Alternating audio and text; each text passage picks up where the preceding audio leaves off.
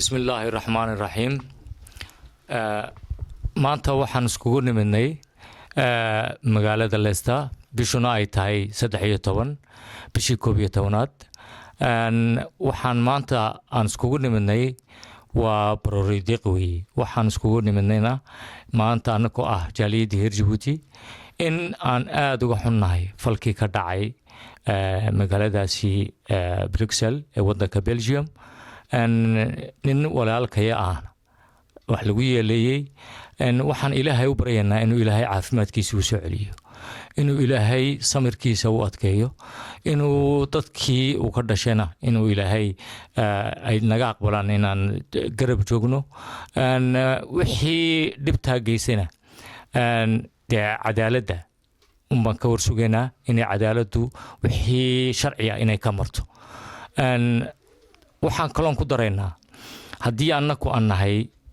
jaaliyadii reer Djibouti waxaan ogoleyn marnaba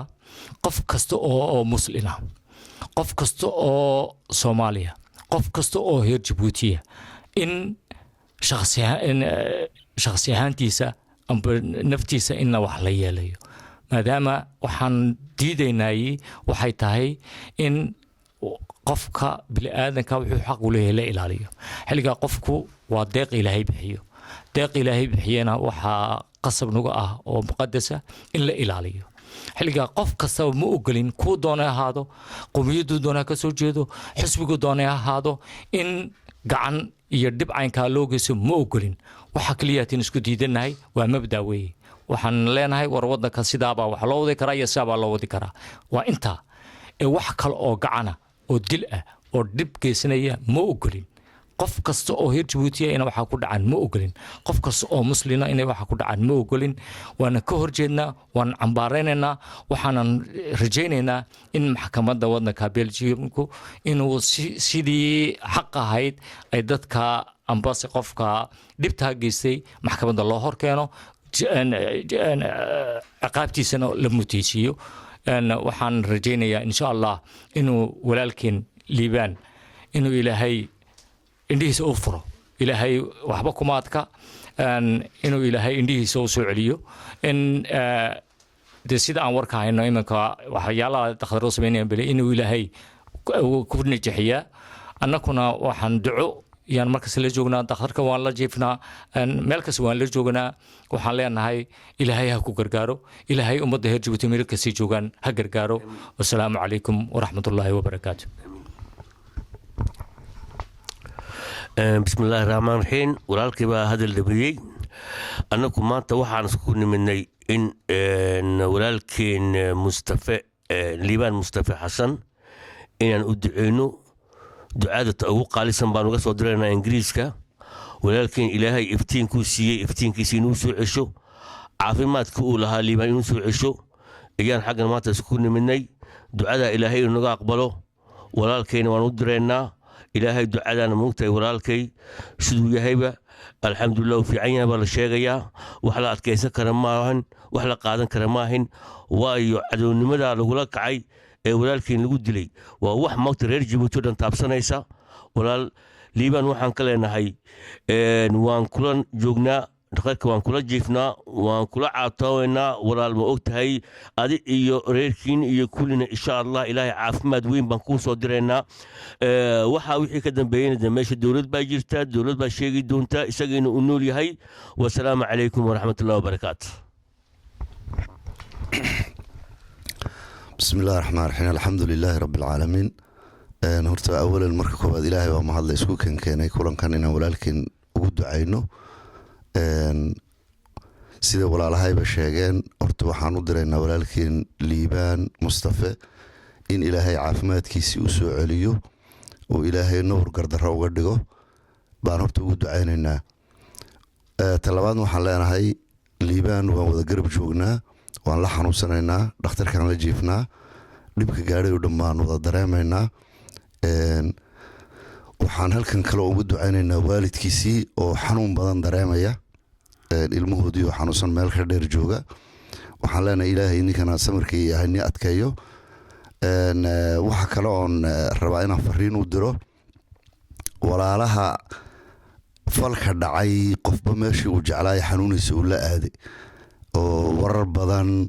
ninba meel uu la tagay uu leeyahay kanaa ka dambeeyey kanaa ka dambeeyey kanaa ka dambeeyey waxaan odhan lahaa walaalahaas waa inaad ixtiraamtiin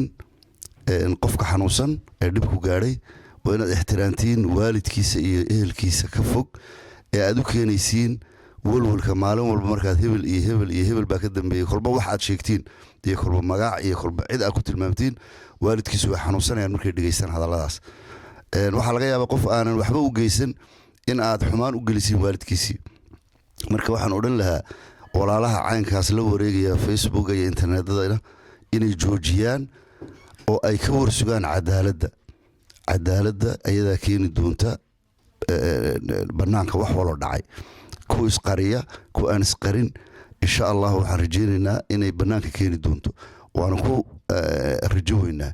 marka walaalahaasna waxaan leenahay ka waantooba waxa aad internet ku qoraysiin ka waantooba oo ilaahayna ka baqa baritoolo su-aasha iyo kelmadda aad qorteen qalinka aad qorteen waa layni weydiin doonaa ilaahay wuu nagula xisaabtami doonaa wixii ku saabsan arrinkaas in loo daayo cadaaladda ayadaa keeni doonta wixii ku saabsan dhaqan soomaalidu dhaqan bay leedahay dhibka dhaca lagu xalili jiray dhaqan wixii ahna waxaan u deynaynaa odayaal baa jira dhaqanka ku shaqa leh oo insha allahu iyadana xalili doona marka waxaan leenahay walaalahaas dhibka ha laga daayo familka dhibka ku dhacay dhib intaasaa ugu filan ha laga joojiyo midida lagu dhaqdhaqaajinayo intaasaan walaalahan ugu baaqaynaa liibaanna waxaan leenahay ilaahay ha ku caafiyo arrinkaana aad iyo aad iyo aad baan uga xunnahay waanan ka damqanaynaa asalaamu calaykum waraxmatullahi wabarakaatu bismillahi raxmaan raxiim asalaamu calaykum waraxmatullaahi wabarakaatu waa fatxi oo ka mid ah jaaliyaddan jabuuti ee ingiriiska halkan waxaan isugu nimid kow inaan dee horta cambaarayno falkan cadowtinimada ee dhacay ee liibaan ku dhacay habeenkaa ku dhacay bisha shanto ahayd ayaa meesha isku kaa keentay walaalihii ka dhiidhiyey beljimka joogay annakii wixii jabuuti joogay wixii maraykanka joogay wixii adduunyada dhan joogay unbaan la qaybsanayna waxay la qaybsanayn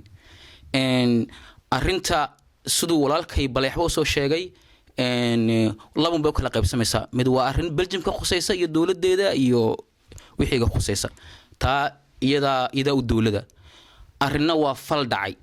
falkaa dhacayna liibaan buu ku dhacay qof baa geystay ama dad baa geystay sidii looga jawaabayana dadkunbay u taallaa falkii dhaqannimo bay u taallaa intaan baa iskugu nimid fadxina intaasan baa aniguna aaminsanahay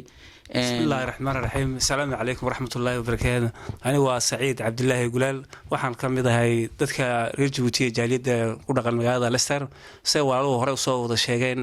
waxaan aad u cambaarayna halkan isku wada imanay falkaa ka dhacay beljiga oo arrin aan noo cutami waayo noqday oo waxaan weligii aanu maqal oonu arag sida walaaluhu carabkan ay ku dhafteen hadday dhaqanka tahay iyo haddii ay tahay cadaaladana in cadaaladda laga warsugi doono marka waxaan aad iyo aad u cambaaraynaynaa oo kun jeer cambaaraynaynaa wixii waxaa geystay cadaaladana soo saari doontaa waxaan u diraynaa samir iyo adkaysi labadii waalid liibaan mustafa xasan waalidadiisii oo meel dheer jooga iyagana waxaan leenahay ilaahay samirka inii adkeeyo annaguna waan garab taagannahay dadka iyagu sidii hore carabka loogu dhiftay wax soo qorqoraya waxaan iyaguna jecelnahay in iyagu ay dhowraan waalidka beerkiisa dadka waalidada meesha fog jooga inay ilaaliyaan wixii jiraba cadaaladda soo saari doonta taana waa ku iimaan qabnaa wuxuu wax ka dhacay afrika maaha oo wax dee mare la saari karo ka weyn tani oo dee waa la soo saari doonaa insha allah wasalaamu calaykum waraxmatullaahi wabarakaatu raxiim anigoo magacayga waa bukar cilmi alabeyahay waxaan xaggan iskugu imanay inaan dhaleecayno shirkii foosha xumaa ee ka dhacay magaalada beljiga anigoo khaasatan aqoon gaara ula liibaan waxaan leenahay maanta liibaanow antee xanuunsanaysa dhakhtarka waan kula jiifnaa